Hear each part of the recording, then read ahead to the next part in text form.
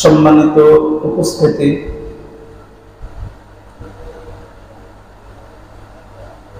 আল্লাহ তাআলা যে সিফাতে নাম রয়েছে সেগুলোর একটি হলো আল গফফার আর একটি হলো আল গফুর। আল গফফার ওয়াল গফুর এই দুইটির অর্থ হলো মহাক্ষমাশীল, অর্থাৎ ক্ষমা করা। এটি আল্লাহ তাআলার একটি গুণ। আল্লাহ তাআলার যত গুণাবলী আছে, হাতের গুনাহ কয়েকটি গুণাবলী ব্যতীত বাকি সবগুলোর ক্ষেত্রে আল্লাহ তাআলার নিয়ম হলো যে আল্লাহ তাআলা চান যে তার বান্দারাও এই গুণাবলীগুলো নিজেদের মধ্যে লালন করুক, ধারণ করুক, অর্থাৎ নিজেদের মধ্যে আনুক। সেক্ষেত্রে আল্লাহ তাআলা মাফ করার ক্ষেত্রেও বিষয়টি এমন যে আল্লাহ তাআলা চান যে আমি আমার বান্দাদের ক্ষমা করে থাকি, তাই আমার বান্দারাও একজন আরেকজনকে ক্ষমা করুন। অর্থাৎ কেউ কারোর কাছে দোষ করলে, অপরাধ করলে, যার কাছে দোষ করলো সে দোষকারী বা অপরাধকারী ব্যক্তিকে ক্ষমা করুন, এটা আল্লাহ তাআলা চান। এই জন্যই তো আল্লাহ তাআলা কোরআন শরীফের মধ্যে তার হাবিব মুহাম্মদ সাল্লাল্লাহু আলাইহি ওয়াসাল্লামকে অন্যদের উপর ক্ষমাশীল হওয়ার আদেশ দিয়েছেন বা অন্যকে ক্ষমা করার আদেশ দিয়েছেন। সূরা আলে ইমরানের 159 নং আয়াতের মধ্যে আল্লাহ তাআলা বলতেছেন যে ফাবিমা রাহমাতিন মিনাল্লাহি লিনতা লাহুম, আল্লাহ তাআলার রহমতের কারণেই আপনি তাদের ক্ষেত্রে নম্র হয়েছিলেন। ওয়ালাউ কুনতা ফাদ্দান গালিযাল কলবি লানফাদ্দু মিন হাওলিক, আর যদি আপনি কঠোর হতেন, শক্ত হৃদয়ের অধিকারী হতেন, লানফাদ্দু মিন হাওলিক, তাহলে অবশ্যই তারা সবাই আপনার চারপাশ থেকে দূরে পালিয়ে যেত। ফা'ফু আনহুম, সুতরাং আপনি তাদেরকে ক্ষমা করুন। ওয়াস্তাগফির লাহুম, এবং আপনি তাদের জন্য আল্লাহর কাছে ইস্তিগফার করুন। ওয়াশাবিরহুম ফিল আমর, এবং আপনি তাদের জন্য এবং আপনি তাদের সাথে ওই সমস্ত বিষয় যেগুলোর ক্ষেত্রে মশওয়ারার প্রয়োজন আছে সেগুলোতে আপনি মশওয়ারা করুন। ফাইদা আযামতা ফাতাওয়াক্কাল আলাল্লাহ, সুতরাং যখন আপনি মশওয়ারা করার পরে কোনো বিষয়ের দৃঢ় ইচ্ছা করে ফেলবেন তখন আপনি সেই ক্ষেত্রে আল্লাহ তাআলার উপর ভরসা করুন। ইন্নাল্লাহা ইউহিব্বুল মুতাওয়াক্কিলিন, নিশ্চয়ই আল্লাহ তাআলা ভরসাকারীদেরকে মহব্বত করেন। তো এই আয়াতের মধ্যে আল্লাহ তাআলা বলতেছেন যে আসলে এই আয়াতের ব্যাখ্যাটা জানার আগে একটা কথা জানি। উহুদ যুদ্ধে আল্লাহর রাসূল যখন যুদ্ধের মাঠে গিয়েছিলেন তখন কিছু সাহাবীদেরকে পাহাড়ের উপর চড়িয়ে দিয়ে বলেছিলেন যে তোমরা এখান থেকে নামবা না, আমরা যুদ্ধে জয়ী হই কিংবা পরাজিত হই, নামবা না, এই পাহাড়ের উপরেই থাকবে।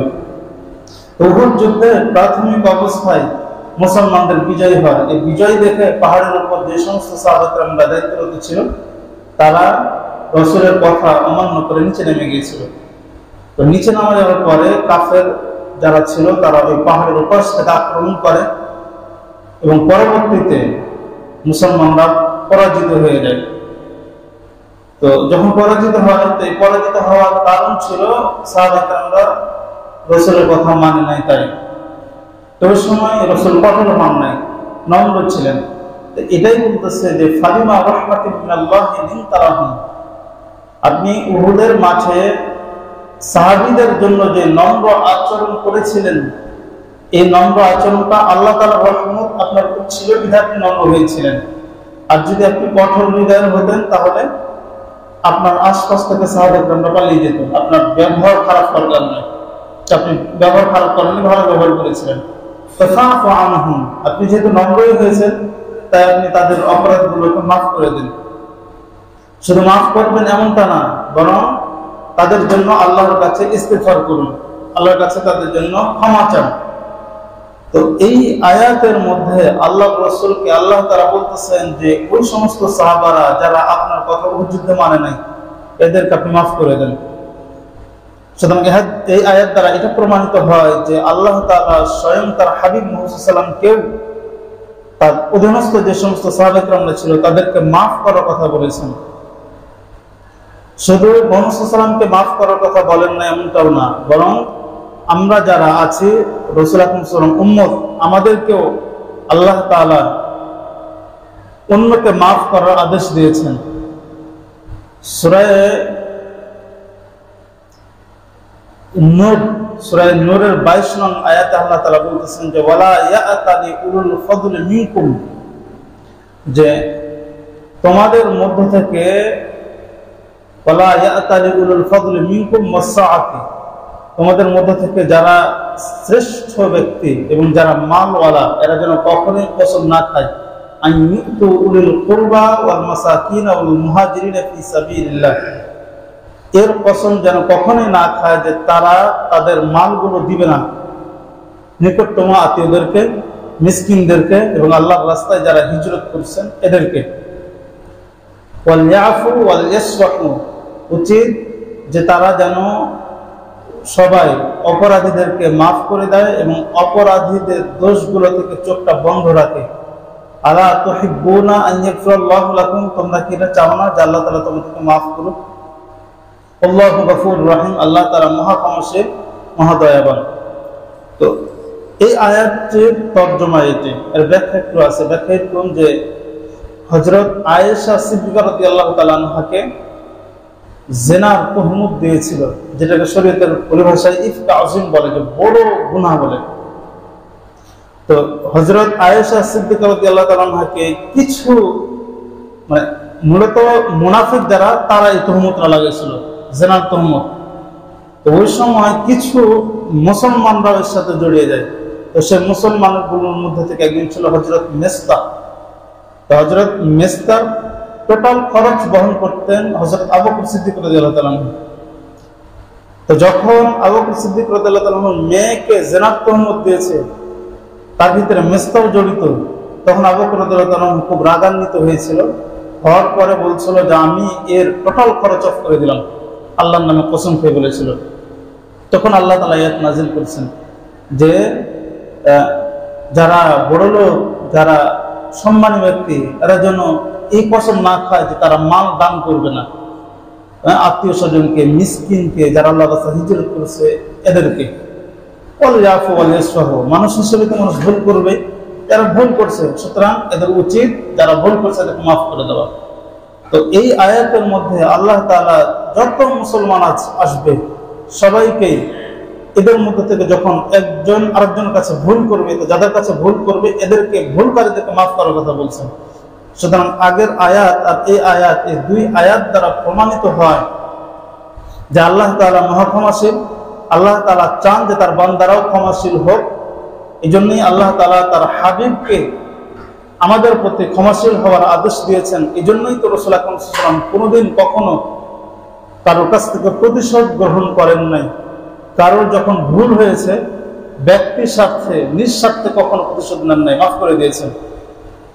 তো আল্লাহর রাসূলকে আল্লাহ তাআলা আদেশ দেওয়ার পাশাপাশি আমাদেরকে আদেশ দিয়েছে যে আমরাও যেন কখনো কারোর উপর প্রতিশোধ না নিই, ভুল হলে আমরা যেন নিজ স্বার্থে মাফ করে দিই। সুতরাং আমাদের উচিত আমাদের সমাজে বা আমাদের আশপাশে, আমাদের আত্মীয় স্বজনের মধ্যে, আমাদের পরিবারের মধ্যে যখন কেউ ভুল করবে তখন ভুলগুলো না ধরে সে ভুলগুলোকে মাফ করে দেওয়া, এটাই আমাদের নির্দেশিত ইসলামের আদেশ। সুতরাং আমাদের উচিত আমরা আমাদের ভুলকারীদেরকে মাফ করব।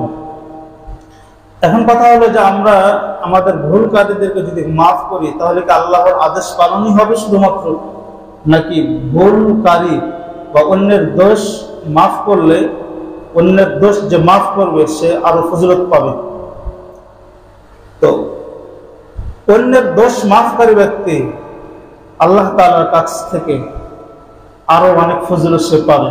কি কি ফজিলত গুলো পাবে? অর্থাৎ অন্যের দোষ মাফ করার অনেকগুলো ফজিলত রয়েছে। সেই ফজিলত গুলোর মধ্যে থেকে একটি ফজিলত হলো অন্যের দোষ মাফকারী ব্যক্তিকে আল্লাহ তাআলা মাফ করে দিবেন। সুবহানাল্লাহ। আমার কাছে একজন ব্যক্তি দোষ করলো, তো যে দোষ করলো, অপরাধ করলো, আমি তাকে মাফ করে দিলাম। তো আমি অপরাধীকে মাফ করলাম, তাই মাফ করার কারণে আল্লাহ তাআলা আমার দোষ মাফ করে দিবেন, মাফ চাওয়া ছাড়াই। এটার প্রমাণ কি? এটার প্রমাণ হলো সূরা তাগাবুনের 14 নং আয়াত। আল্লাহ তাআলা বলতেছেন, ইয়া আইয়ুহাল্লাযীনা আমানু ইন্না মিন আজওয়াজিকুম ওয়া আওলাদিকুম, হে মুমিনগণ, তোমাদের কিছু স্ত্রী এবং কিছু সন্তান আদুওয়াল্লাকুম, তোমাদের শত্রু। আল্লাহ তাআলা মুমিনদেরকে সম্বোধন করে বলতেছে যে তোমাদের কিছু স্ত্রী, অর্থাৎ সবার স্ত্রী না, আবার কিছু সন্তান, তার মানে সব সন্তান না, তোমাদের শত্রু। কেমনে শত্রু? শত্রু হওয়ার কয়েকটি অর্থ আছে। একটা অর্থ হলো যে কিছু স্ত্রী এবং কিছু সন্তানের কারণে মানুষ আল্লাহর ইবাদত থেকে দূরে সরে যায়।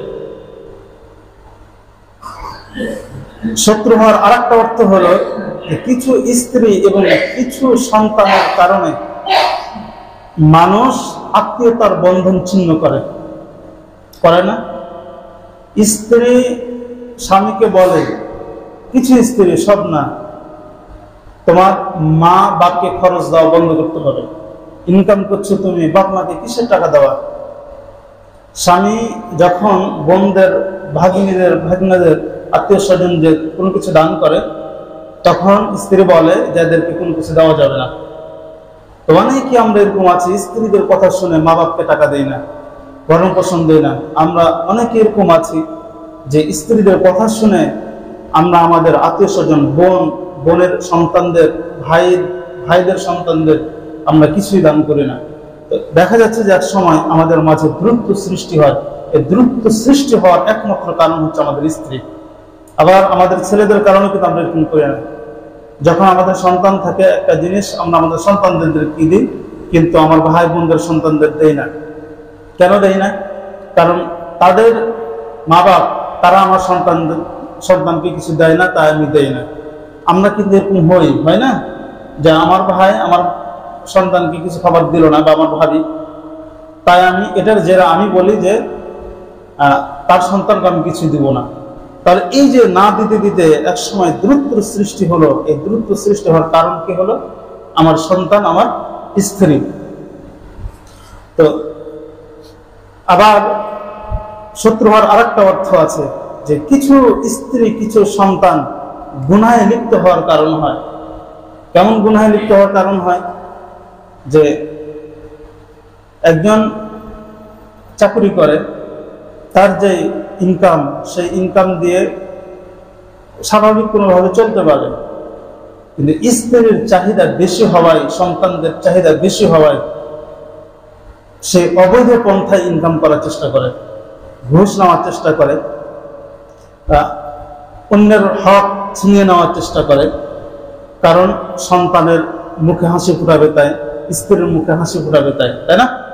এগুলোর কারণেই আল্লাহ তাআলা বলতেছে যে তোমাদের কিছু স্ত্রী, কিছু সন্তান তোমাদের শত্রু, ফাহদারুহুম, সুতরাং তোমরা এই সমস্ত স্ত্রী, এই সমস্ত সন্তানদের থেকে বেঁচে থাকো।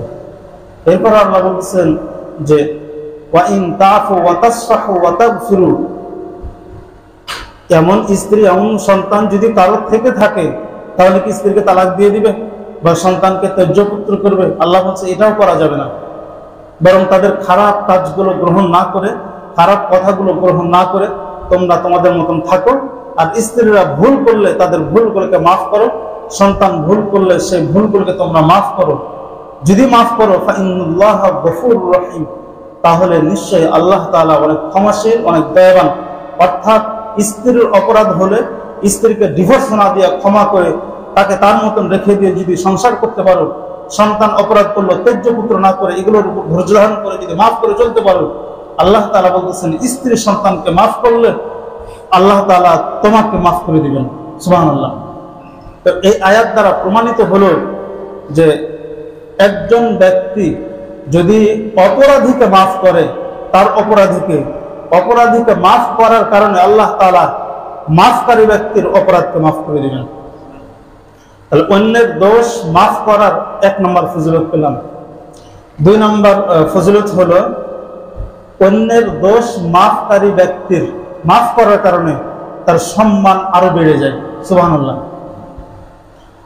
আমরা অনেকেই মনে করি যে অপরাধীকে মাফ করলে মনে হয় আমি ছোট হয়ে গেলাম, কিন্তু বিষয়টা এমনটা না। বরং অন্যের দোষ, অন্যের অপরাধ মাফ করলে যে মাফ করবে তার সম্মান কিন্তু বেড়ে যায়। নর্মালি আমরা বলি যে লোকটা অনেক ভালো, চাইলে সে ক্ষমতা প্রয়োগ করতে পারত, বল প্রয়োগ করতে পারত, প্রতিশোধ নিতে পারত, কিন্তু নিল না, মাফ করে দিল। কত ভালো মানুষ। অন্তর থেকে একটা সম্মান এবং তার প্রতি ভালো ধারণা আছে, ভালো ধারণা আসে না? আসে। এটা প্রমাণ কি যে সম্মান বেড়ে যায়? এটা প্রমাণ হলো সহিহ মুসলিম শরীফের 2588 নং হাদিস, হযরত আবু হুরায়রা রাদিয়াল্লাহু তাআলা থেকে বর্ণিত যে রাসূল আকরাম সাল্লাল্লাহু আলাইহি ওয়াসাল্লাম ইরশাদ করেন, মা নাকাসাত সাদাকাতুম মিন মালিন, কোন সদকা কোন মাল কমাই নাই। অর্থাৎ দান খয়রাত করলে কখনো মাল কমে না, বরং দান খয়রাতের বদলে, দান খয়রাতের মাধ্যমে দানকারী ব্যক্তির মাল আরো বেড়ে যায়। ওমা যাদাল্লাহু আবদান বিআফবিন ইল্লা ইজ্জান, এবং আল্লাহ তাআলা কোনো বান্দার ক্ষমার মাধ্যমে কোনো জিনিস বৃদ্ধি করে না, তবে সম্মান। অর্থাৎ একজন ব্যক্তি আরেকজন ব্যক্তির অপরাধ মাফ করলে মাফকারী ব্যক্তির সম্মান মাফ করার কারণে আল্লাহ তাআলা আরো বাড়িয়ে দেন। ওমা তাওয়াদা আহাদুন লিল্লাহি ইল্লা রাফাআহু আল্লাহু, এবং কেউ আল্লাহ তাআলার জন্য বিনয়ী হয় নাই, তবে আল্লাহ তাআলা তার সম্মান বাড়িয়ে দিয়েছেন। অর্থাৎ আল্লাহ তাআলাকে সন্তুষ্ট করার জন্য কোনো ব্যক্তি যদি ছোট হয়, তাহলে যে ছোট হবে, বিনয়ী হবে, আল্লাহ তাআলা তার সম্মান আরো বাড়িয়ে দেন। তো এই হাদিসের মধ্যে আল্লাহ রাসূল তিনটি কথা বলছেন। তার ভিতরে একটি আছে যে অপরাধ ক্ষমাকারী ব্যক্তির ক্ষমা করার কারণে সম্মান বাড়িয়ে দেন। সেই হাদিস দ্বারা প্রমাণিত। সুতরাং হাদিস দ্বারা প্রমাণিত হলো যে অন্যের অপরাধ বা দোষ মাফ করলে দোষ মাফকারী ব্যক্তির সম্মান আরো বেড়ে যায়। অন্যের দোষ মাফ করার 3 নম্বর ফজিলত হলো, অন্যের দোষ মাফকারী ব্যক্তিকে আল্লাহ তাআলা অনেক সাহায্য করেন। একজন ব্যক্তি আমার কাছে দোষ করলো, অপরাধ করলো, আমি চাইলে সেই প্রতিশোধ নিতে পারতাম, কিন্তু আমি নিলাম না। আমি তাকে মাফ করে দিলাম, চুপচাপ থাকলাম। আল্লাহ তাআলা এই মাফ করার কারণে, চুপচাপ থাকার কারণে আমার ওপর সাহায্যের মুষলধার বৃষ্টি নাজিল করেন। সুবহানাল্লাহ। বৃষ্টি যেভাবে আসমান থেকে নাজিল হয়, মুষলধার বৃষ্টি, ঠিক সেভাবে আল্লাহ তাআলা ওই ব্যক্তির উপর সাহায্য করতে থাকেন। এটার প্রমাণ কি? এটার প্রমাণ হলো মুসনাদে আহমদের 9341 নং হাদিস, হযরত আবু হুরায়রা রাদিয়াল্লাহু তাআলা থেকে বর্ণিত যে আন্না রাজুলান শাতামা আবা বকর, যে একজন ব্যক্তি হযরত আবু বকর সিদ্দিক রাদিয়াল্লাহু তাআলা কে গালি দিল।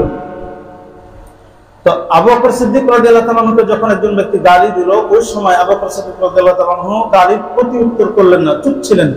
ওয়ান নবী সাল্লাল্লাহু আলাইহি ওয়াসাল্লাম জালিসুন, রাসূল আকরাম সাল্লাল্লাহু আলাইহি ওয়াসাল্লাম সেখানে বসা ছিলেন। ফাজাআলা নবী সাল্লাল্লাহু আলাইহি ওয়াসাল্লাম ইউজিবু ওয়া ইয়াতাবাসসাম, রাসূল আকরাম সাল্লাল্লাহু আলাইহি ওয়াসাল্লাম আবু বকর সিদ্দিক রাদিয়াল্লাহু তাআলা আনহুর উত্তর না দেওয়ায় অনেক খুশি হলেন এবং মুচকি মুচকি হাসলেন। ফালাম্মা আকসারা, তো যখন ওই ব্যক্তি গালিটা বেশি দিতে লাগলো, রদ্দা আলাইহি বা'দা কওলিহি, তখন হযরত আবু বকর সিদ্দিক রাদিয়াল্লাহু তাআলা আনহু তার গালির কিছু উত্তর দিলেন। তো যখন গালির উত্তর দিলেন, গদিবান নবী সাল্লাল্লাহু আলাইহি ওয়াসাল্লাম ওয়াকামা, রাসূল আকরাম সাল্লাল্লাহু আলাইহি ওয়াসাল্লাম একটু রাগান্বিত হলেন এবং সেখান থেকে উঠে চলে গেলেন। তো ফালাহিকাহু আবু বকর, হযরত আবু বকর সিদ্দিক রাদিয়াল্লাহু তাআলা আনহু রাসূলের সাথে মিলিত হলেন। ফাকালা, এবং বললেন, ইয়া রাসূলুল্লাহ, আল্লাহর রাসূল, কানা ইয়াশতিমুনি ওয়া আনতা জালিসুন, এই ব্যক্তি যখন আমাকে গালি দিচ্ছিল, আমি উত্তর না দিতেছিলাম, আপনি সেখানে বসছিলেন। রাদাতু আলাইহি বা'দা কওলিহি, ফালাম্মা রাদাতু আলাইহি বা'দা কওলিহি, অতঃপর যখন আমি তার কিছু গালির উত্তর দিলাম, গদিবতা ওয়া কুনতা, আপনি রাগান্বিত হলেন এবং সেখান থেকে উঠে চলে আসলেন। কারণ কি? কলা, তখন আল্লাহ রাসূল বলেন, ইন্নাহু কানা মাআকা মালাকুন ইয়ারুদ্দু আনকা। সে যখন আপনাকে গালি দিচ্ছিল, আপনি গালির উত্তর না দিয়ে চুপচাপ ছিলেন, তখন ওই সময় আপনার সাথে একজন রহমতের ফেরেশতা ছিল, সে আপনার পক্ষ থেকে তার গালির উত্তর দিতেছিল। আর ফালাম্মা রাদাত্তা আলাইহি বা'দা কওলিহি, যখন আপনি চুপ না থেকে তার গালির উত্তর দিলেন, তখন ওই সময় ওয়াকা আলাইহি শাইতান, তখন আপনার সাথে শয়তান চলে আসলো। ফালাম আকুন লিআকউদা মা'আশ শাইতানি, তো আমার জন্য উচিত না যে আমি শয়তানের সাথে বসে থাকবো। অর্থাৎ আপনি গালি দিচ্ছিলেন না বা তার গালির উত্তর দিচ্ছিলেন না যখন, তখন ওই সময় ফেরেশতা ছিল, তো ফেরেশতার সাথে আমার বসে থাকাটা যায়। কিন্তু যখন আপনি উত্তর দিয়ে দিলেন, তখন ওই সময় ফেরেশতা উঠে চলে গেল, শয়তান আসলো, তা আমি রাসূল শয়তানের সাথে কেমনে বসে থাকি? এর জন্য আমি সেখান থেকে উঠে চলে আসলাম। সুম্মা ক্বালা ইয়া আবা বকর, অতঃপর আল্লাহ রাসূল বলেন, হে আবু বকর সিদ্দিক রাদিয়াল্লাহু তাআলা আনহু, সালাসুন কুল্লুহুন্না হাক্কুন, তিনটি জিনিস আছে তার প্রত্যেকটি চরম সত্যি। তিনটি জিনিস এমন আছে যে তিন জিনিসের প্রত্যেকটি জিনিস সত্য জিনিস। এক নম্বর, মা মিন আবদিন যুলিমা বিমাজলিমাতিন, কোন বান্দার উপর যখন জুলুম করা হয় কোন অত্যাচার দ্বারা, ফায়ুবদি আনহা লিল্লাহি, অতঃপর অত্যাচারিত ব্যক্তি সেই অত্যাচার থেকে চুপ থাকে, অর্থাৎ অত্যাচারের প্রতিশোধ না নেয় এবং সে মাফ করে দিয়ে চুপচাপ থাকে, ইল্লা আ'আজ্জাল্লাহু বিহা নাসরাহু, তখন ওই সময় অত্যাচারিত ব্যক্তির উপর আল্লাহ তাআলার অনেক সাহায্য আসে। সুবহানাল্লাহ। এক নম্বর, তাহলে আমরা কি পেলাম? যে একজন ব্যক্তির উপর অত্যাচার করা হলো, তাহলে অত্যাচারিত ব্যক্তির নিকটে অত্যাচারকারী ব্যক্তি অপরাধী, এই অপরাধীর দোষ সে মাফ করে দিল, চুপচাপ থাকলো, প্রতিশোধ নিল না, তখন ওই সময় এই যে মাফ করলো এর উপর আল্লাহ তাআলার সাহায্য আসতেই থাকে, আসতেই থাকে। এক নম্বর বিষয়, এটা সত্যি। দুই নম্বর বিষয়, যেটা সত্যি বিষয়, আল্লাহ রাসূল বলছে যে ওয়ামা ফাতাহা রাজুলুন বাবা আতিয়াতিন ইরিদু বিহা সিলাতান, এবং যখন কোনো ব্যক্তি কোনো দানের দরওয়াজা খুলে আত্মীয়তার বন্ধন বৃদ্ধির ইচ্ছায়, অর্থাৎ একজন ব্যক্তি তার আত্মীয় স্বজনকে ধন সম্পদ দান করা শুরু করে, এজন্যই যাতে করে আত্মীয়তার বন্ধন ঠিক থাকে। অর্থাৎ এক ভাই, সে তার বাপ মাকে টাকা পয়সা দান করতেছে, তার ভাই বোনদেরকে টাকা দিতেছে, তার আত্মীয় স্বজন এলাকাবাসীকে টাকা দান করে, দেখবেন টাকা দান করলে আন্তরিকতা বাড়ে, মহব্বত বাড়ে। তো এই মহব্বত বৃদ্ধির জন্য, আত্মীয়তার বন্ধন ঠিক রাখার জন্য মানুষকে হাদিয়া দেয়। যদি এমন হয়, আল্লাহ রাসূল বলছে ইল্লা যাদাহুল্লাহু বিহা কাসরাতান, তাহলে আল্লাহ তাআলা এই দানের মাধ্যমে দানকারী ব্যক্তির মাল বাড়িয়ে দেয়। সুবহানাল্লাহ। দুই নম্বর বিষয়। তিন নম্বর বিষয় হলো ওয়ামা ফাতাহা রাজুলুন বাবা মাসআলাতিন, এবং যখন কোনো ব্যক্তি চাওয়ার দরওয়াজা খুলে দেয়, ইরিদু বিহা কাসরাতান, মাল বৃদ্ধির ইচ্ছায়, অর্থাৎ একজন ব্যক্তি সে দান খয়রাত করলো না, তার আত্মীয় স্বজনকে হাদিয়া দিল না, বরং সে শুধু আত্মীয় স্বজনের কাছ থেকে নেই।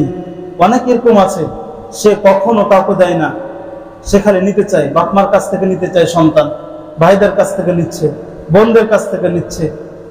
সে যে মানুষকে দেয় না এটার কোনো কথা নেই, কিন্তু তাকে যখন বাপ মা ভাইরা বোনেরা না দেয়, তখন সেইগুলোর অভিযোগ শোনায় যে আমাকে কি দিল, আমার বাপ মা আমাকে কি দেয়, ভাইরা কি দেয়, বোন কি দেয়, এগুলো বলে। তার মানে সে শুধু নিতে চায়। আছে না এরকম? আমাদের সমাজে অহরহ এরকম আছে, দিতে চায় না, নিতে চায়। আল্লাহ রাসূল বলছে যে যে এই চাওয়ার দরওয়াজা খুলবে, যার ভিতরে চাওয়া চাওয়া ভাব থাকবে, এবং সে এটা এই জন্যই করে যাতে তার মাল বৃদ্ধি হয়, তার টাকা পয়সা খরচ যেন না হয়, এরকম যে করবে, ইল্লা যাদাহুল্লাহু বিহা কিল্লাতান, আল্লাহ তাআলা চাওয়ার কারণে তার মাল আরো কমিয়ে দেন। নাউযুবিল্লাহ। এই হাদিসের মধ্যে আল্লাহ রাসূল তিনটি সত্য বিষয় বলছেন। আল্লাহ রাসূল বলছেন যে সালাসুন কুল্লুহুন্না, তাকিদ দিয়ে বলছে তিন জিনিস চরম সত্য জিনিস। তার এই তিন জিনিসের একটি জিনিস হলো যে অপরাধীকে মাফ করলে অপরাধী ব্যক্তির উপর আল্লাহ তাআলার কি আসবে? সাহায্য আসবে। সুতরাং এই হাদিস দ্বারা প্রমাণিত হয় যে অন্যের দোষ মাফ করার 3 নম্বর ফজিলত হলো মাফকারী ব্যক্তির উপর আল্লাহ তাআলার সাহায্য আছে। অন্যের দোষ মাফকারীর 4 নম্বর ফজিলত হলো অন্যের দোষ মাফকারী ব্যক্তির জন্য জান্নাত বরাদ্দ। সুবহানাল্লাহ। আমি অপরাধীকে মাফ করলাম, তাহলে আমার মাফ করার কারণে আমার জন্য জান্নাত কি হয়ে যায়? বরাদ্দ হয়ে যায়। এটার প্রমাণ কি? এটার প্রমাণ হলো কিতাবের নাম মুসান্নাফ আব্দুর রাজ্জাক। এই কিতাবের 20,559 নং হাদিস। হযরত আনাস ইবনে মালিক রাদিয়াল্লাহু তাআলা আনহু বলেন যে কুন্না ইয়াওমান জুলুসান ইনদা রাসূলিল্লাহ সাল্লাল্লাহু আলাইহি ওয়াসাল্লাম, আমরা একদিন রাসূলের নিকটে বসা ছিলাম। ফাকালা, তখন আল্লাহ রাসূল বলেন ইয়াতুলু আলাইকুমুল আনা মিন হাদাল ফাজ্জি রাজুলুম মিন আহলি জান্নাহ, যে এই গেট দিয়ে এখনই একজন জান্নাতি ব্যক্তি প্রবেশ করবে। হযরত আনাস ইবনে মালিক বলেন যে আমরা রাসূলের পাশে বসা, হঠাৎ রাসূল বলতেছে যে এই গেট দিয়ে এখন একজন জান্নাতি ব্যক্তি প্রবেশ করবে। ক্বালা, হযরত আনাস বলেন আমি অধিক আগ্রহী থাকতে থাকলাম যে কে ঢোকে। তো ফাতালা রাজুলুম মিন আহলিল আনসারি, তো একজন আনসার এমন সাহাবী প্রবেশ করলেন যে তানতিফু লিহিয়াতুহু মিন wudu'ihi, যার দাড়ি দিয়ে ওযুর পানি ঝরে পড়তেছিল। ক্বাদ আল্লাকা না আলাইহি ফি ইয়াদিহি শিমালি, সে তার বাম হাতে তার দুনো জুতা ঝুলিয়ে রেখেছিল। অর্থাৎ সে গেট দিয়ে দেখি একজন ব্যক্তি প্রবেশ করছে, তার দাড়ি দিয়ে ওযুর পানি পড়তেছে, তার মানে ওযু করে মসজিদে ঢুকতেছে এবং হচ্ছে সে তার বাম হাতে 2 জুতা লটকে রেখেছে। আমরা যেরকম করি আর কি, স্বাভাবিক বাইরে থেকে আসলে যেভাবে করি না আমরা, এইভাবে ঢুকতেছে। তো এটা হচ্ছে প্রথম দিনের কথা। তো আচ্ছা, সে আমাদের কাছে এসে ফাসাল্লামা, সালাম দিয়ে আমাদের সাথে মজলিসে বসে গেল। প্রথম দিনের মজলিস শেষ হলো। ফালাম্মা কানাল গদু, এরপরে যখন পরের দিন হলো অর্থাৎ দ্বিতীয় দিন, ক্বালান নবী সাল্লাল্লাহু আলাইহি ওয়াসাল্লাম মিসলা যালিক, রাসূল আকরাম সাল্লাল্লাহু আলাইহি ওয়াসাল্লাম আগের অনুরূপ কথা বললেন। ফাতালা আযালিকা রাজুলু আলা মিসলিল মাররাতিল উলা, তো ওই ব্যক্তিটি প্রথমবারের ন্যায় প্রবেশ করলো। অর্থাৎ দ্বিতীয় দিনও আল্লাহ রাসূল বলতেছেন যে এই গেট দিয়ে এখন একজন জান্নাতি ব্যক্তি প্রবেশ করবে। তো আমি তাকিয়ে থাকলাম যে দ্বিতীয় দিন কে প্রবেশ করে। তো দেখি আগের দিন যে ব্যক্তি যেই অবস্থায় প্রবেশ করেছিল সেই ব্যক্তি সেই অবস্থায় প্রবেশ করছে দ্বিতীয় দিন। দ্বিতীয় দিনের মজলিস শেষ হলো। ফালাম্মা কানাল ইয়াউমুল সালিস, এরপরে যখন তৃতীয় দিন হলো, ক্বালান নবী সাল্লাল্লাহু আলাইহি ওয়াসাল্লাম মিসলা মাকালাতিহি আইযান, তখন ওই সময়ও রাসূল আকরাম সাল্লাল্লাহু আলাইহি ওয়াসাল্লাম আগের অনুরূপ কথা বললেন। অর্থাৎ প্রথম দ্বিতীয় দিন যেভাবে কথা বলেছিলেন সেরকমই কথা বললেন। ফাতালা যালিকা রাজুলু আলা মিসলি হাদিহিল আউয়াল, তো তৃতীয় দিনও ওই ব্যক্তিটি তার প্রথম অবস্থার ন্যায় প্রবেশ করলো। তার মানে তৃতীয় দিন আল্লাহর রাসূল বললেন যে এই গেট দিয়ে এখনই জান্নাতে একজন ব্যক্তি প্রবেশ করবে। আমি দেখলাম যে কি প্রবেশ করে। আমি দেখি প্রথম দ্বিতীয় দিন যে ব্যক্তি প্রবেশ করেছিল যেই অবস্থায়, তৃতীয় দিনও দেখি সেই ব্যক্তি সেই অবস্থায় প্রবেশ করলো। তো ফালাম্মা কামান নবী সাল্লাল্লাহু আলাইহি ওয়াসাল্লাম, হযরত আনাস রাদিয়াল্লাহু আনহু বলেন যে রাসূল যখন তৃতীয় দিনের মজলিস শেষ করে উঠে চলে গেলেন, তাবিআহু আব্দুল্লাহ ইবনে আমর ইবনে আস, তো ওই ব্যক্তির হযরত আব্দুল্লাহ ইবনে আমর ইবনে আস নামক একজন সাহাবী পিছু নিল। হযরত আব্দুল্লাহ ইবনে আমর ইবনে আসের আশ্চর্য লাগলো যে এই ব্যক্তি 3 দিন প্রবেশ করলো, এবং 3 দিন আল্লাহর রাসূল কথা বলছেন জান্নাতি, তার মানে জান্নাতি কি এমন আমল করে দেখার দরকার আছে। তো সে তার পিছু নিল। নেওয়ার পরে তার কাছে গিয়ে বলতেছে ইন্নী লাহাইতু আবি, হযরত আব্দুল্লাহ ইবনে আমর আস ওই ব্যক্তিকে বলতেছে যে আমি আমার বাপের সাথে ঝগড়া করছি। তা আকসামতু আল্লাহ আদখুল আলাইহি সালাসান, এবং আমি কসম খেয়ে ফেলেছি যে আমি আমার বাপের নিকটে 3 দিন প্রবেশ করব না, অর্থাৎ তার বাড়িতে 3 দিন আমি যাব না। তো ফাইন রাআইতা আন তুফিয়ানি ইলাইকা হাত্তা তামদিয়া সালাসু, সুতরাং যদি আপনি রায় দেন যে আপনি আমাকে আপনার নিকটে আশ্রয় দিবেন 3 দিন অতিবাহিত হওয়া পর্যন্ত, ফাআলতা, তাহলে আপনি তাই করতে পারেন। অর্থাৎ এই 3 দিন আমি চাই যে আপনার বাড়িতে আমি আশ্রয় নিব, আপনার বাড়িতে আমি থাকবো। তো আপনি কি বলেন? ক্বালা নাআম, সে ব্যক্তি বলে হ্যাঁ কোনো সমস্যা নাই, আসেন আমার সাথে। ক্বালা আনাসুন, হযরত আনাস ইবনে মালিক রাদিয়াল্লাহু তাআলা বলেন, ওই আব্দুল ইবনে আমর ইবনে আস 3 দিন যে অতিবাহিত করলো ওনার বাড়িতে, তিনি বর্ণনা করতেছেন ঘটনা যে কানা আব্দুল্লাহ ইউহাদ্দিসু আন্নাহু বাতা মাহু সালাত লায়ানি, যে হযরত আব্দুল্লাহ ইবনে আমর ইবনে আস বর্ণনা করতেছেন যে তিনি ওই ব্যক্তির বাড়িতে 3 দিন অতিবাহিত করলেন।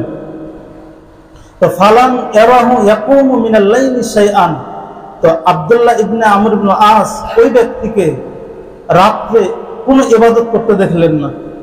রাত্রি মানে সে তো তার বাড়িতে ছিল, রাত্রিবেলা দেখছে যে রাত্রে কি ইবাদত করে সে, ওকে দেখে যে কোনো ইবাদত করতে উনি দেখেন না। তো উনি বলে যে গায়রা, দুইটা খালি আমি ব্যতিক্রম দেখছি। একটা হলো গায়রা আন্নাহু ইযা তাআররা ইনকালাব আলা ফিরাশিহি, তবে রাত্রিবেলা যখন ওই ব্যক্তি ঘুমাইছিল, তো মাঝরাত্রিতে যখন ঘুম ভাঙতো তখন ওই সময় সে বিছানার এক পাশ থেকে আর এক পাশ হয়ে যেত। ওয়াযাকারাল্লাহ ওয়া কাব্বারা, এবং সে আল্লাহর জিকির করত এবং তাকবীর পাঠ করত। ক্বাল আব্দুল্লাহ, এরপরে হযরত আব্দুল ইবনে আমর ইবনে আস বলেন যে গায়রা আন্নী লাম আসমাহু ইয়াকুলু ইল্লা খায়রান, তবে আমি তাকে আরেকটা জিনিস দেখেছি যে সে মানুষ সম্পর্কে শুধু ভালো কথাই বলতো। অর্থাৎ আব্দুল্লাহ ইবনে আমর ইবনে আস বলেন, আমি তার বাড়িতে 3 দিন থাকলাম। এই 3 দিনে আমি উল্লেখযোগ্য কোনো আমল দেখলাম না, শুধু 2টা জিনিস আমি দেখেছি। রাত্রিবেলা শোয়ার সময় সে আমার সাথে কথা বলতো, তো যখন কথা বলতো দিনের বেলা যা যা হতো রাত্রেবেলা সে বলতো। তো সাধারণত আমরা দিনের বেলা যা যা হয় রাত্রেবেলা আমাদের পাশে কেউ শুলে দিনের বেলার ঘটনাগুলো আমরা বলতাম বা আমরা বলি না, আমরা বলি। আমাদের সাথে কেউ খারাপ ব্যবহার করলে, খারাপ আচরণ করলে আমরা ওগুলো বলি, তার মানে আমরা গীবত করি শোয়ার সময়। স্ত্রী থাকলে স্ত্রীকে বলি বা অন্য আত্মস্বজন থাকলে তাদেরকে বলি। তো উনি বলেন আমার সাথে যখন অন্যদের ব্যাপারে কথা বলতো তখন উনি কোনো গীবত, কোনো সমালোচনা করতেন না, শুধুমাত্র ভালো কথাই বলতেন। তো এই কথাগুলো বলে সে ঘুমিয়ে যেতেন। তো যখন ঘুমাইতো মাঝরাত্রিতে ঘুম ভাঙলে, তো আমরা যখন ঘুমিয়ে থাকি সাধারণত এক পাশ থেকে আর এক পাশ হয় না ঘুম ভাঙলে, তো উনিও ঘুম ভাঙলে এক পাশ থেকে আর এক পাশ হয়। এক পাশ থেকে আর এক পাশ হতে আল্লাহর জিকির করতো, সুবহানাল্লাহ, আলহামদুলিল্লাহ, আল্লাহু আকবার, এগুলো জিকির করতে আমি দেখেছি। হাত্তা ইয়াকুমা লিসালাতিল ফাজর, এরপরে সে ফজর নামাজের জন্য উঠতো। তার মানে মাঝখানে কোনো তাহাজ্জুদ নামাজ নাই, কোনো কিছু নাই, শুধুমাত্র এই 2 আমল, ভালো কথাবার্তা, গীবত, সমালোচনা নেই। এবং আরেকটা হলো যে এই জিকিরগুলো করতো। তো ফালাম্মা আমাদাতিস সালাতুন, হযরত আব্দুল ইবনে আমর বলেন যে যখন 3 দিন অতিক্রম হলো, ওয়া কিতু আহতাকিরু আমালাহু, এবং আমি তার আমলকে হালকা মনে করতে লাগলাম। কুলতু ইয়া আব্দুল্লাহ, 3 দিন আমি দেখলাম এর কোনো আমল নেই, কিছু নেই। তখন আমি তাকে বললাম, হে আল্লাহর বান্দা, লাম ইয়াকুন বাইনি ওয়া বাইনা ওয়ালিদি হিজরাতুন ওয়ালা গাদাবুন, আমার এবং আমার বাপের মাঝে কোনো ঝগড়া হয় নাই, রাগারাগিও হয় নাই।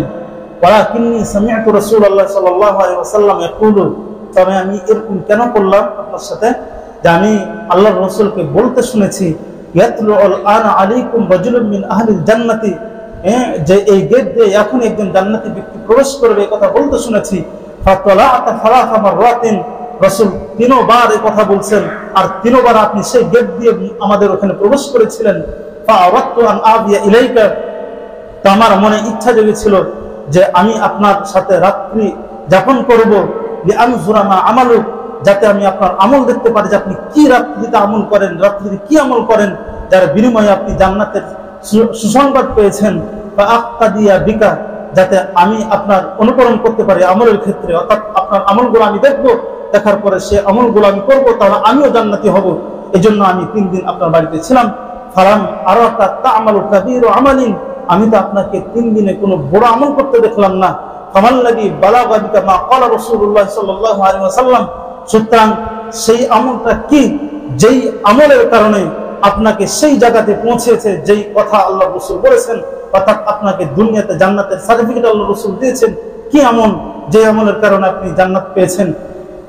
ক্বালা, তখন ওই ব্যক্তি বলে, মা হুয়া ইল্লা মা রাআইতা, তুমি যা দেখেছো এছাড়া আমার কোনো আমল নেই। তো যখন ওই ব্যক্তি এই কথা বলছে, হযরত আব্দুল্লাহ রাদিয়াল্লাহু আনহু বলেন যে ফান সরাফতু আনহু, আমি তার কাছ থেকে ফেরত আসলাম। ফালাম্মা ওয়াল্লাইতু দাআনি, যখন আমি তার কাছ থেকে মুখ ফিরিয়ে হাঁটা শুরু করলাম তখন সে পেছন থেকে আমাকে ডাক দিয়েছে, ডাক দিয়ে বলতেছে যে মা হুয়া, ফাকালা মা হুয়া, কোনো ইবাদত নাই ইল্লা মা রাআইতা, তবে 3 রাত্রিতে যা দেখেছো তাই ইবাদত, আমার আর কোনো ইবাদত নাই, তবে আমার আরো 2টা ইবাদত আছে। সেটা হলো কি, যে গায়রা আন্নী লা আজিদু ফি নাফসি আলা আহাদিন মিনাল মুসলিমিনা গিশান, যে 1 নম্বর হলো যে যখন আমি রাত্রেবেলা শুই, দিনের বেলা আমার সাথে যাদের যেই খারাপ আচরণ হোক না কেন, আমি গায়রা আন্নী লা আজিদু ফি নাফসি আলা আহাদিন মিনাল মুসলিমিনা গিশান, আমার অন্তরে আমার অপরাধীদের ক্ষেত্রে আমি কোনো সংকীর্ণতা রাখি না। অর্থাৎ আমি রাত্রিবেলা যখন শুইতে যাই তখন আল্লাহ তাআলাকে আমি একথা বলি, হে আল্লাহ, আমার কাছে যত মানুষ অপরাধ করেছে আজকে দিনের বেলা, কারোর প্রতি আমার কোনো দাবি নেই, কারোর প্রতি আমার ক্ষোভ নেই, যারাই অপরাধ করেছে আমি সবাইকে মাফ করে দিলাম। আমি প্রতি রাত্রিতে শোয়ার সময় কথা বলি, ওয়ালা আহসুদুহু আলা মা আতাহুল্লাহু ইয়াহু, এবং আমি যখন কারোর কোনো নিয়ামত দেখি, নিয়ামত দেখলে মানুষের একটা হিংসা হয় কিভাবে তার নিয়ামতটা জায়ের হয়, দূর হয়, কিন্তু আমি কখনোই মানুষের নিয়ামত দেখে হিংসা করি না। তার মানে আমার ইবাদত 2টা, এক হলো আমার অপরাধীদেরকে আমি শোয়ার আগে মাফ করে শুই, 2 নম্বর হলো আমি কখনো কারোর নিয়ামত দেখে হিংসা করি না, বরং আল্লাহর কাছে আমি বলতে থাকি যে আল্লাহ, তার নিয়ামত তুমি আরো বাড়িয়ে দাও। তখন হযরত আব্দুল্লাহ ইবনে আমর ইবনে আস বলেন যে হাদিহিল্লাতী বালাগাত বিকা, মানুষকে মাফ করাটাই আপনাকে জান্নাত পর্যন্ত পৌঁছে দিয়েছে। হাদিহিল্লাতী লা নুতিকু বিহা, এটি এমন একটি গুণ, যেই গুণ যদিও ছোট, মাফ করা, কিন্তু এটা সামর্থ্য আমরা রাখি না। তাহলে এই হাদিসে লম্বা হাদিস, এই লম্বা হাদিসের মধ্যে আমি কি জানলাম, যে এই যে ব্যক্তি 3 দিন আল্লাহর রাসূল বলছে যে জান্নাতি ব্যক্তি প্রবেশ করবে, 3 দিন ওই ব্যক্তি সে গেট দিয়ে প্রবেশ করেছে। এই ব্যক্তির কোনো বাড়তি আমল ছিল না, বাড়তি কোনো নামাজ ছিল না, বাড়তি কোনো রোজা ছিল না, বাড়তি কোনো হজ ছিল না, কিচ্ছু ছিল না, কিন্তু সে তার অপরাধীদের কখনো প্রতিশোধ নেয় নাই, বরং মাফ করে দিয়েছেন। মাফ করার কারণে আল্লাহ তাআলা তাকে এই মর্যাদায় উপনীত করেছেন। সুবহানাল্লাহ। সুতরাং এই হাদিস দ্বারা প্রমাণিত হয় যে অন্যের দোষ মাফ করার 4 নং ফজিলত হলো অন্যের দোষ মাফকারী ব্যক্তিকে আল্লাহ তাআলা জান্নাত দান করবেন। সুবহানাল্লাহ। জান্নাত দান করবেন, এর কেমন ফজিলত জানেন? জান্নাত দান করবে যাকে, এর কোনো হিসাব হবে না। সুবহানাল্লাহ। আমি মাফ করলাম আরেকজনকে, মাফ করার কারণে আল্লাহ আমাকে জান্নাত দান করবেন, কিন্তু আমার তো অনেক আমল আছে না, আমি 60-70 বছর বাঁচলাম, 80 বছর বাঁচলাম, আমার শুধু মাফ করা এটাই আমল, আরো আমল নেই, খারাপ আমল তো আছে, সেটার হিসাব লাগবে না? কিয়ামতের দিন আল্লাহ তাআলা বলবে তোর কোনো হিসাব লাগবে না, মাফ করার কারণে তুই বিনা হিসেবে জান্নাতে যা। সুবহানাল্লাহ। এটা কিন্তু প্রমাণ আছে। সূরা সূরা, কোরআন শরীফের একটা সূরা আছে, নাম হলো সূরা। এই সূরার 40 নং আয়াত আল্লাহ তাআলা বলতেছেন ওয়া জাযাউ সাইয়্যাতিন সাইয়্যাতুন মিথলুহা, খারাপের বদলা অনুরূপ খারাপ। অর্থাৎ কেউ যদি কারো কাছে কোনো অপরাধ করে, যেই ধরনের অপরাধ করবে, যার কাছে করবে তার সেই ধরনের অপরাধ করা জায়েজ আছে। একজন থাপ্পড় মারলো আরেকজনকে, যাকে থাপ্পড় মারলো তারও অধিকার আছে যে থাপ্পড় মারলো তাকে থাপ্পড় মারা, কিন্তু ফামান আফা ওয়া আসলাহা, আল্লাহ তাআলা বলতেছেন যে ব্যক্তি মাফ করবে এবং সেই অপরাধটাকে সংশোধন করবে, অর্থাৎ থাপ্পড় মারলো না, বরং যাকে থাপ্পড় মারলো সে থাপ্পড় না মেরে বলতেছে ভাই কোনো সমস্যা নাই, মানুষ হিসাবে এগুলো হতেই পারে, আমি কিছুই মনে করে নাই, কোনো বিষয় না, মনের মধ্যে কিছু রেখো না। থাপ্পড় না মেরে সে বলতেছে কোনো কিছু রেখো না, ফাজরুহু আলাল্লাহ। আল্লাহ বলেন এমন ক্ষমাকারী ব্যক্তির আল্লাহ তাআলার নিকটে প্রতিদান আছে। কি প্রতিদান আছে? এটা হাদিসে আছে। এই কোরআন শরীফের একটা তাফসীর আছে আল কাশফুল বায়ান। এই আল কাশফুল বায়ানের 8 নম্বর খণ্ডের 323 নং পৃষ্ঠাতে হাদিস আছে। হযরত আব্দুল্লাহ ইবনে আব্বাস রাদিয়াল্লাহু তাআলা থেকে বর্ণিত হাদিস। তিনি বলেন রাসূল আকরাম সাল্লাল্লাহু আলাইহি ওয়াসাল্লাম ইরশাদ করেন, ইদা কানা ইয়াউমুল কিয়ামাতি, যখন কিয়ামতের দিন হবে, নাদা মুনাদিন, তখন একজন ঘোষণাকারী ঘোষণা করবে কিয়ামতের মাঠে, মা আজরুকুম মান কানা আলাল্লাহি আজরুন ফালইয়াকুম, যে ব্যক্তির আল্লাহ তাআলার নিকটে প্রতিদান আছে সে ব্যক্তি যেন দাঁড়িয়ে যায়। অর্থাৎ কিয়ামতের মাঠে একজন ঘোষণাকারী ঘোষণা দিবে, দুনিয়াতে আল্লাহ তাআলা কোরআন শরীফের মধ্যে যে বলছে যে আল্লাহ তাআলার উপর আজর আছে, আল্লাহ তাআলার নিকট প্রতিদান আছে, এমন ব্যক্তি যারা আছে তারা দাঁড়াও। ওয়ালা আল্লাহ রাসূল বলেন, যখন একজন ঘোষণাকারী এই ঘোষণা দিবে, ফায়াকুমু উনুকুন কাসীরুন, অনেকগুলো ঘাড় দাঁড়িয়ে যাবে, অর্থাৎ অনেকগুলো মানুষ দাঁড়াবে। তো যখন অনেকগুলো মানুষ দাঁড়াবে, আল্লাহ রাসূল বলেন, ফাকালা, সে ঘোষণাকারী বলবে, মা আজরুকুম আলাল্লাহ, আল্লাহ তাআলার কাছে তোমাদের প্রতিদান কি? ফায়াকুলুনা, তখন তারা জোর গলায় বলবে, নাহনুল লাযীনা আফাউনা আম্মান যালামনা, আমরা হচ্ছে তারা যারা দুনিয়াতে আমরা আমাদের অপরাধকারী ব্যক্তিদেরকে মাফ করেছিলাম। আমাদের নিকটে অনেক মানুষ অপরাধ করেছিল, চাইলে অপরাধের বদলা নিতে পারতাম, প্রতিশোধ নিতে পারতাম, কিন্তু দুনিয়াতে আমরা প্রতিশোধ নেই নাই।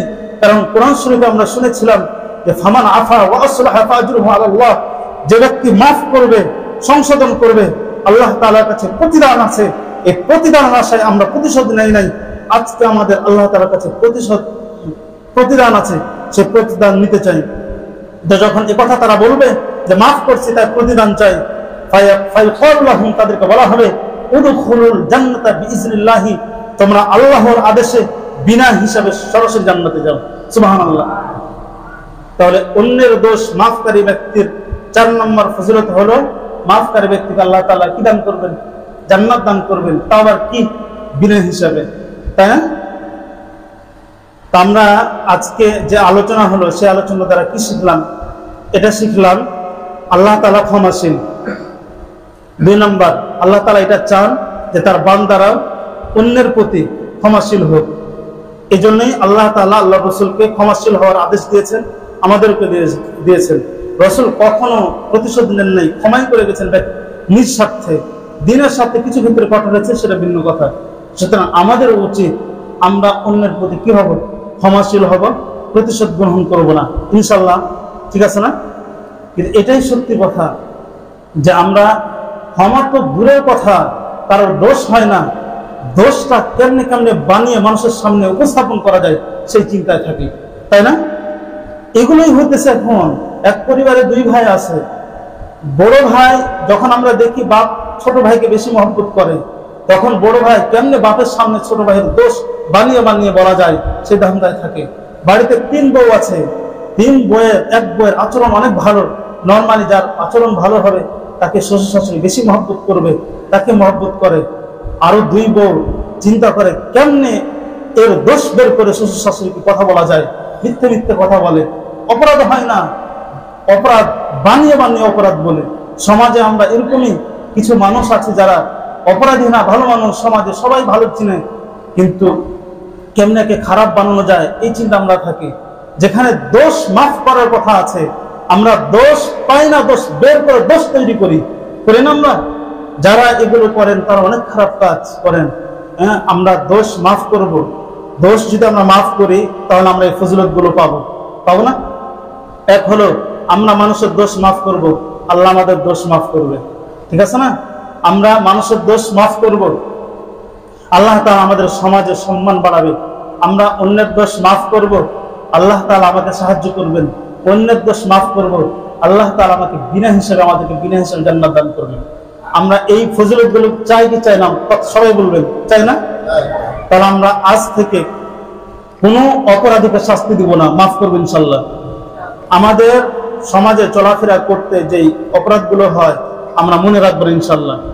আজকে গিয়ে যাদের সাথে আমাদের মন টুটাটুটি আছে, খারাপই আছে, আমরা মাফ করে দিব ইনশাল্লাহ। আল্লাহ তাআলা আমাদের সবাইকে বেশি বেশি মাফ করার তৌফিক দান করুন।